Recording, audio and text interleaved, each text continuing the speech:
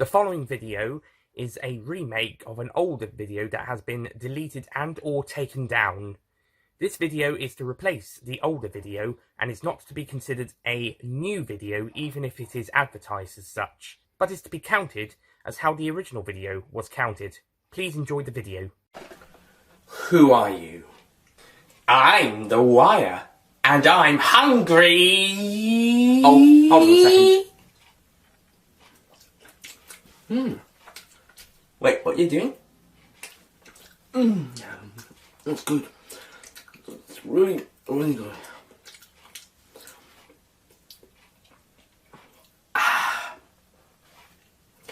Soy chocolate. Good for the bones. Armed. He's armed and clever. Withdraw. Withdraw.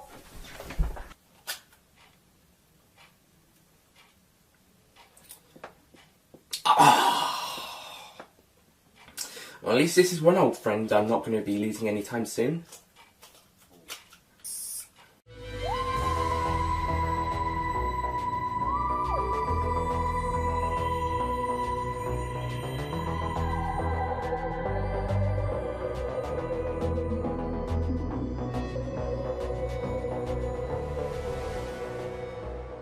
Hello everybody, Nick here, and welcome to my review of Doctor Who, the Idiot's Lantern review. This is a remake of my original review from 2016. I did it in August. Originally it was planned for May, but that was with the original first era of the channel. Before that, all problems went a bit wrong there. And then with the second era, I got it out in August. And now, but that one's been deleted in the video deletion of July 2018. And I hadn't saved it, apparently, or it'd been lost or something, but so I have to remake it. So here it is, at last, as I'm continuing my Doctor Who marathon with reviews in order. So we're finally up to the Idiot's Lantern. Woo! This episode is this wasn't my first Doctor Who episode. That was Rose, technically, with the End of the World and the Christmas Invasion. I've seen parts of those, saw parts of those, and then. But it was this one that got me into the show. This one, I watched it, liked it, I liked what was going on, and so stuck around for the rest of the series. And as I mentioned at the end of my Rise of the Cybermen Age of Steel review on the Retro channel, and then after that I went back and watched Series 1 and the first half of Series 2, and stuck around as a fan for Series 3, and also started watching a couple of classics as well. Saw some Tom Bakers in end of 2006, and a couple of classics in 2007 with and the Daleks in 2008, well, parts of the Daleks anyway, and then got into the show, and then got into the classics properly towards the end of 2010, start of 2011, and since then, my love for the classics grew just as equally as the new series. But you can bring, despite Rose being my first episode and Idiot's Lantern technically being fourth, you can bring back the start of my Doctor Who experience and fandom from this point onwards, from the Idiot's Lantern. Here we go. From this episode onwards, I tuned in either every week or caught up afterwards. But recently, if on record or playback or something. But I pretty much been there from every episode from this point onwards. From the Idiot's Lantern to at the time of recording, it's Can You Hear Me is on tonight at the time of recording, and the upcoming episodes that'll be following that. So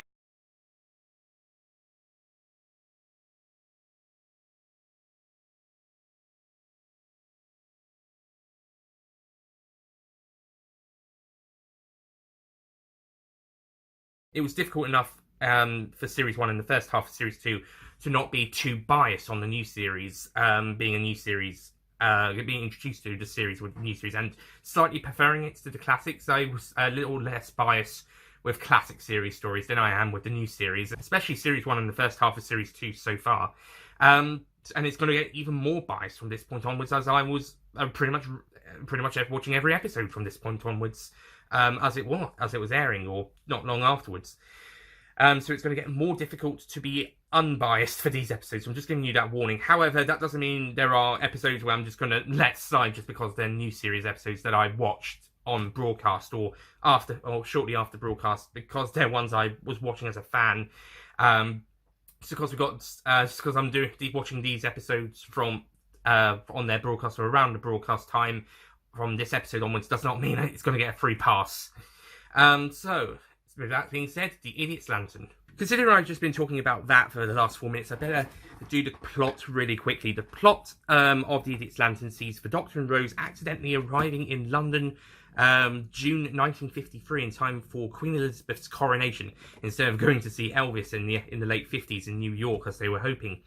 For about a month, a certain Mr. Magpie has been selling televisions for only £5 back in at the time when £5 was a bit more money than it was now. The decimal system only kicked in in 1971 after all, and even then £5 would probably still be quite a bit back in 71, 72-ish, so televisions being £5 would probably make sense, whilst now it'd probably be £500. And that's a moderately priced one. You can get some cheap, you can get quite a few more expensive. Not to mention televisions have changed over time as well. But yeah, Magpie is selling cheap televisions. Okay, they were probably even still expensive at the time then. But £5 tellies, so lots of people are getting them, and the aerials, so that they can all watch a coronation. However, at the same time, their faces have been disappearing, and their souls have sort of been taken. And so the police are taking them and hiding them away from orders above, probably the government, with connections to Torchwood, as that's basically mentioned. So the Doctor and Rose investigate what's going on, and it turns out that this alien creature that has taken the image of a television host is taking the faces and the not quite the souls of the people, and stuffing itself, and it is incredibly hungry, if you couldn't tell. That is a bit of the issue throughout the story. The wire keeps going, "I'm hungry and feed me," throughout the episode so much. It's not too bad earlier on before they go up to Alexander Palace, but then it just gets a bit obsessed. But then it gets a bit annoying when Magpie's on his way to Alexander Palace, and she's just crying those lines out. You're on your way to be fed. You don't have to be so impatient. And this is coming from someone who's not very patient at times. But yeah, but Rose also gets so the Doctor and Rose investigate, with Rose ending up with her face taken by the wire, and the Doctor ends up working with the police. However, the detective he works with also gets his face taken, but he also gets help from local resident Tommy, Miss Tommy Colony, to help investigate and eventually stop the wire. And yeah, this is a good story here.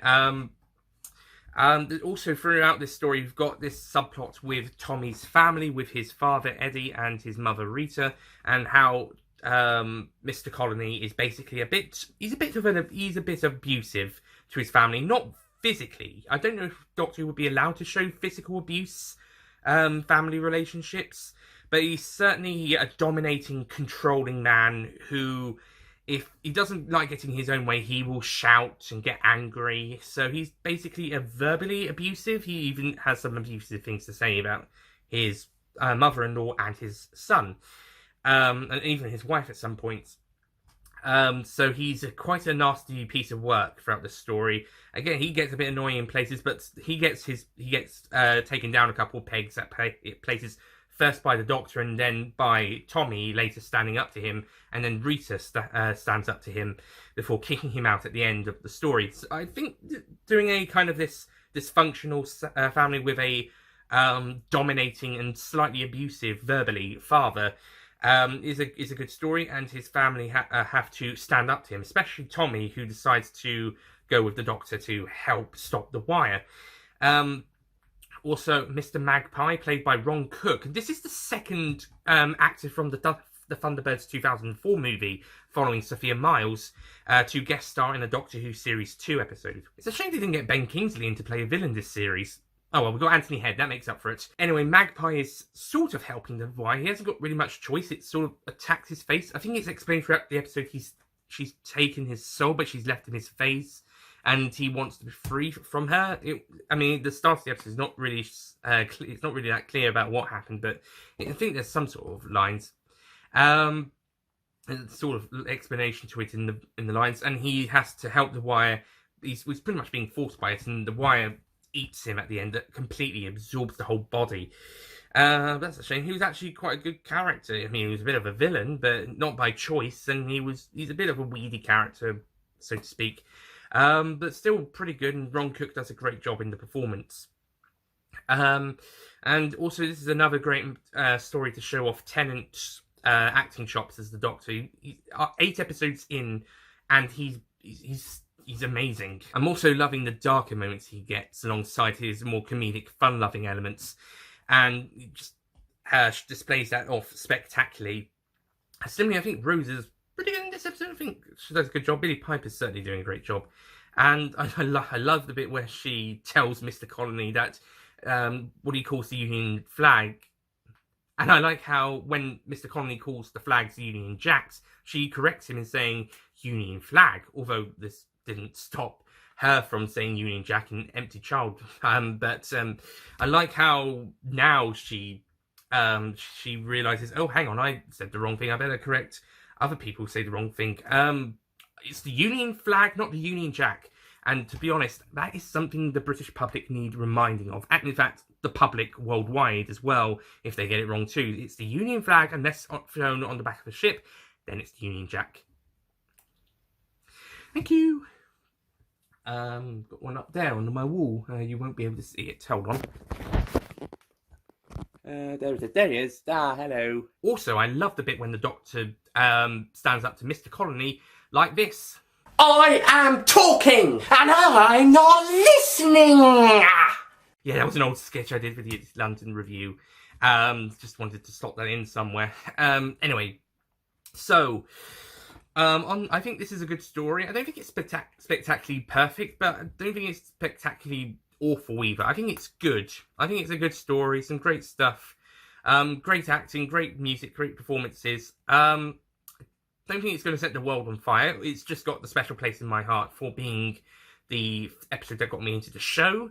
But beyond that, it's a good story. Basically, it's an average story in the hindsight. Normally, it would be an average story, but for me, it's special in a way. But it's not a spectacular story. It's a good episode. It's a fun, enjoyable adventure, and it allows writer Mark Gatiss to have a play with the early days of television and play with that. So that's fun.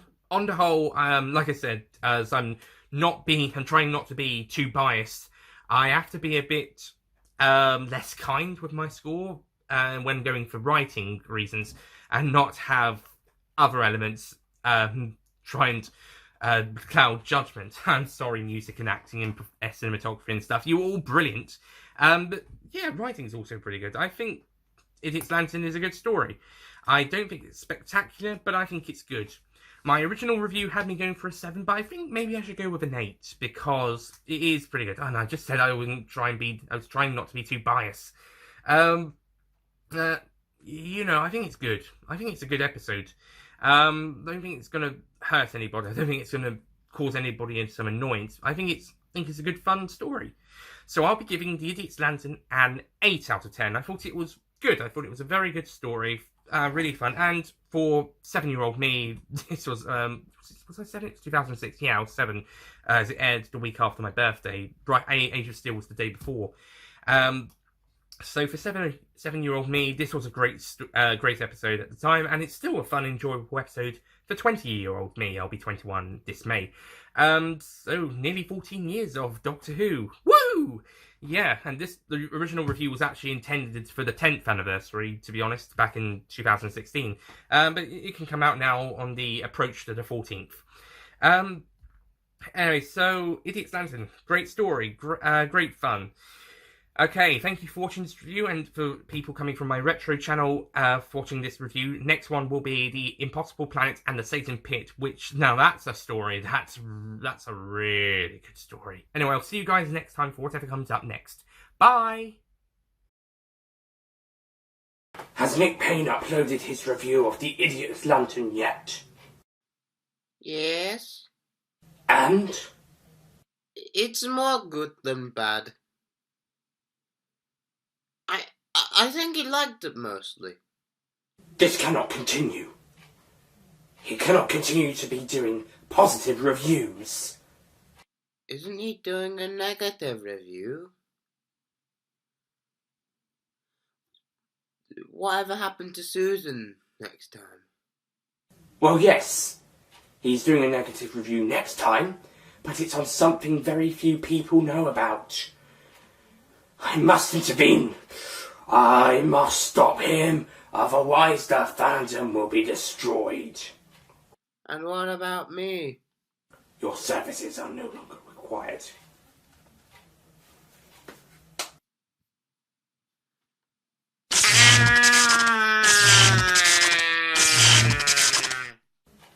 Next time, Nick Payne, I shall destroy you and take over the Whoniversals channel.